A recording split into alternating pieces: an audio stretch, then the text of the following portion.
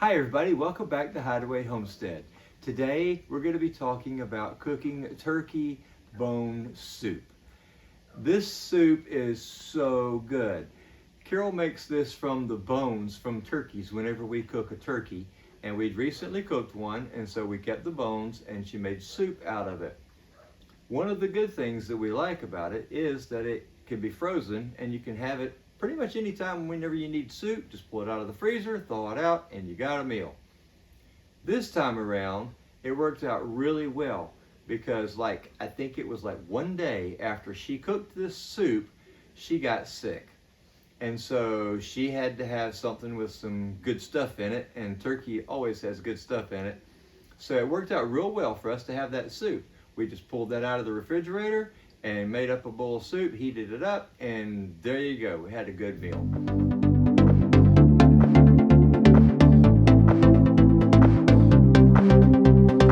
Welcome to Hideaway Homestead. We cooked a turkey for a church gathering tonight. It was for widows and widowers at our church, and so we have no food left over. They divided it up between all the guests. But we do have the bones and the broth that came from this turkey. And so starting tonight, we're going to get ready to make some turkey soup. It's one of our favorite things, and we get the very last little bit of flavor and of meat out of these turkey bones.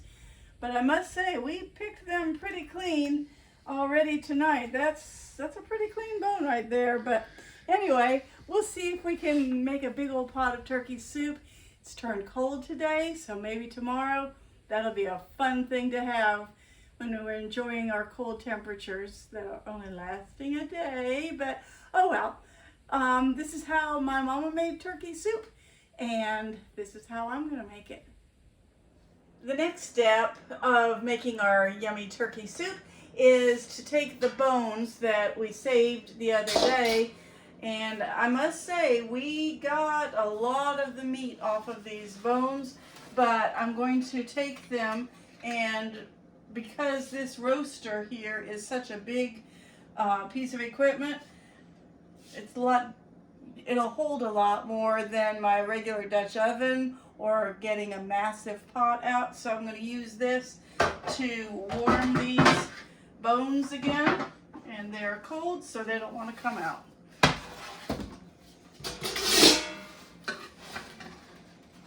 Yeah, they all gelled in the fridge overnight. Sometimes you just don't have the energy to tackle another project at the end of a long day. So we'll put these in here, and I'll scrape the rest of those out. And then I'm going to add several quarts of water. Here's a half a gallon right there. I'll fill this up probably to where it covers the bones, and we're cooking them at a pretty high temperature so that I can get this done before the end of this day, and then we will have our broth ready to make the actual soup. So this is just one more step in the process. We cooked the bones and the little bit of meat that was left on them for several hours in this roaster, and now they are down to clean bones. Look at that. That's got all of the good vitamins or nutrients out of the bones to make like a bone broth, and then all that flavor. I'm going to try to pour this. It's pretty heavy, but I added a strainer to catch any of the meat or skin or something that might come out with this. That has filled my pot pretty well. I might end up going and getting a bigger pot because this didn't leave me any space to put vegetables or meat in. So I'm going to get a bigger pot, and then we'll start adding other things. I chopped up some of my favorite veggies to go in here. We have celery. My mom put celery in everything, but especially for soups.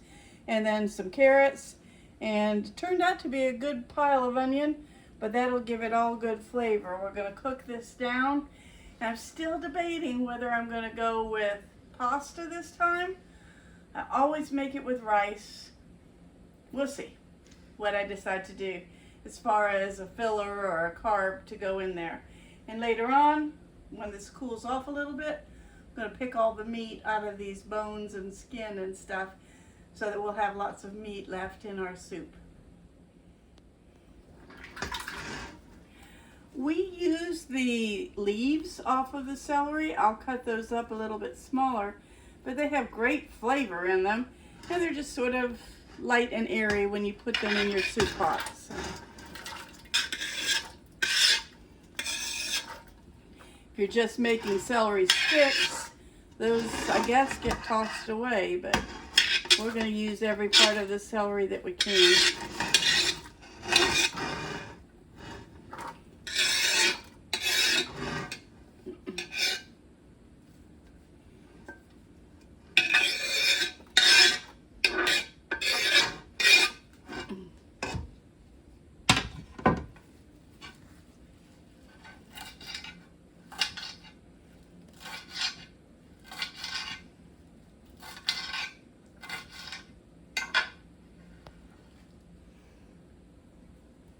We'll cook these vegetables down until they are soft, until their flavor has gone into the broth that we started with. Well, our vegetables have cooked in the broth, and I think they're all nice and softened. I pulled all of this meat off of those dried up, overcooked bones. And so I'm going to add this in. I did pull out another package of turkey meat that we had frozen in the past, and if this is not enough, then I'll probably add another little handful of turkey to make it meaty. I decided for pasta this time, I have some fettuccine, and I broke it into small pieces because it's hard to eat soup if you've got a 6-inch long noodle trying to get on your spoon. So it's okay if you're eating a pasta dish, but felt like this was going to be too much. Wow, it didn't cook up like I thought it would, so we'll just see. The good thing about making soup, you don't have a recipe. It's not like it's going to get messed up if you leave out an ingredient or don't have enough of an ingredient. So we'll give this a stir and see what it looks like when we put it in a bowl. That came out pretty meaty. Looking for more vegetables. I think they're all hiding in the bottom. There's some. I like the carrots. They put color in it. So here we go. Some turkey soup. Our family, we call it turkey bone soup, because we get all of this goodness right off of the bones that most other people would be happy to throw away. So we'll have plenty of meals out of this. Probably put a lot of it in the freezer for cold days to come. Thank you for watching. Appreciate you watching our channel. Thank you for watching this far. I hope that you will subscribe, that you will give us a like. Maybe you can share your comments about whether you prefer this with pasta or with rice. Might even cook up some more of that pasta and thicken it up a little bit with that. But anyway, we look forward to seeing you next time on Hideaway Homestead.